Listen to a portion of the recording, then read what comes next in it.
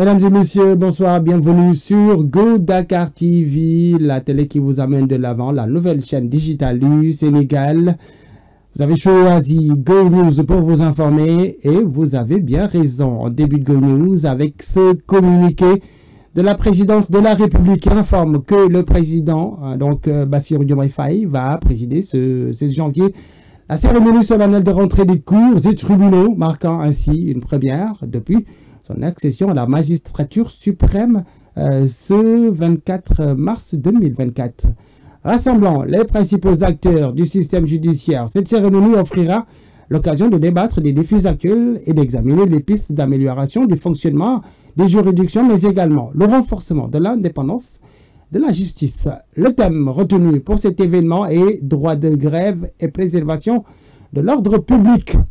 Le choix du thème met en lumière la nécessité de concilier le respect des droits fondamentaux, notamment le droit de grève, avec l'exigence de maintenir l'ordre public. Au cœur des échanges figurera ainsi la recherche d'un équilibre permettant de renforcer la confiance des citoyens dans l'institution judiciaire et d'assurer la stabilité sociale. On parle de ce point de presse tenu hier mercredi 15 janvier toujours par la délégation générale à l'entrepreneuriat rapide qui a procédé à une restitution des résultats de l'appel à projet sur l'autonomisation et une remise de financement symbolique à quelques bénéficiaires. Présidée par Dr Aïssatou Aïda Mbodj, la cérémonie s'est tenue en présence de quelques partenaires de l'ADR dans le cadre de la mise à disposition des financements et autonomisation. La cérémonie a débuté par une présentation du contexte de la campagne du processus de prise en charge des dossiers, des appels à l'appel à projet et des perspectives pour 2025.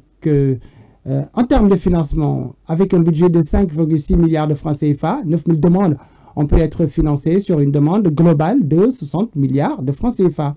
La cérémonie a été clôturée par les perspectives du délégué général sur le guichet d'autonomisation pour lequel un financement de plus de 11 milliards de francs CFA est prévu afin d'accompagner et d'impacter davantage les projets à fort impact socio-économique.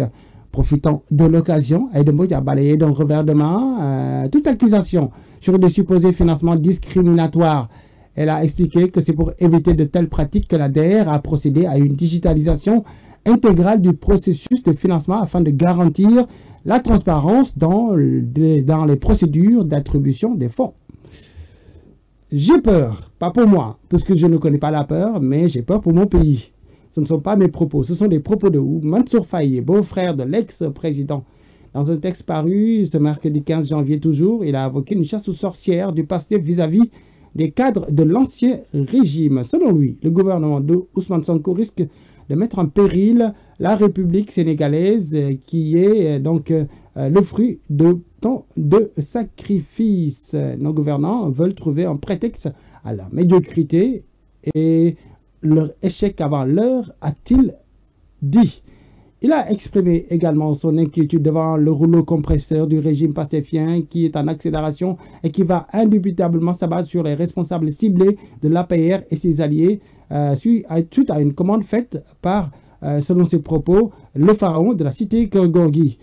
Où sont les courageux Ahmad Suzanne Camara, a-t-il dit, La Diop, Moustapha Diakhaté et autres Farbangom et d'autres vont suivre, donc, et c'est certainement ce sont les prochaines victimes. Selon Mansour Faye, l'objectif de Bassirou Diomaye Faye et Ousmane Sonko et consorts est de tous les mener en prison, quel qu'en soit le prix. Toujours est-il qu'ils feront face à ces velléités et la vérité finira par éclater, a conclu M. Mansour Faye. Parlons de transport avec le train express régional qui a connu une chute spectaculaire en 2024. Après les estimations, 20 millions de passagers seulement ont pris le TER cette année 2024 selon la société d'exploitation du train express régional, la CTR.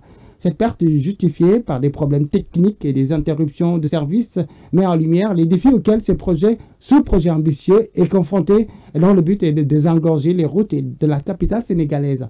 En 2024, donc, la TER a transporté 21 millions de passagers selon un communiqué diffusé sur Facebook par la CTR. Et ce chiffre représente une nette diminution par rapport à 2023, où le réseau ferroviaire avait enregistré 41 millions de passagers. Bien que les raisons de ce recul n'aient pas été officiellement communiquées, plusieurs observateurs pointent une baisse d'intérêt des usagers due à des pannes fréquentes et à des problèmes techniques ayant perturbé l'exploitation. Pour rappel, après une évaluation de ce projet, le constat qu'on peut faire est que le budget initial était de 568 milliards de francs CFA et ce budget a été dépassé de très loin et avait même atteint 788 milliards de francs CFA, soit un surcoût de 55% du budget initial. On finit avec du sport, Go News, avec ce tirage au sort du championnat d'Afrique des nations de football 2024 qui va se jouer donc en 2025. Ce tirage au sort a été effectué hier mercredi à Nairobi au Kenya. On connaît désormais la composition des différents groupes de la compétition qui aura lieu en août. Le Sénégal, tenant du titre, sera dans la poule D. Le Kenya, la Tanzanie et l'Ouganda, les trois pays organisateurs de ce CHAN, sont respectivement dans les groupes A, B et C. Et donc le Sénégal sera dans le groupe D avec le Congo, le Soudan et le Nigeria. Bonne chance à cette équipe nationale du Sénégal, CHAN. Allez, c'est fini pour Go News. On se donne rendez-vous demain avec d'autres informations. Passez de bons moments avec Go Dakar TV, la télé qui vous amène définitivement de l'avant.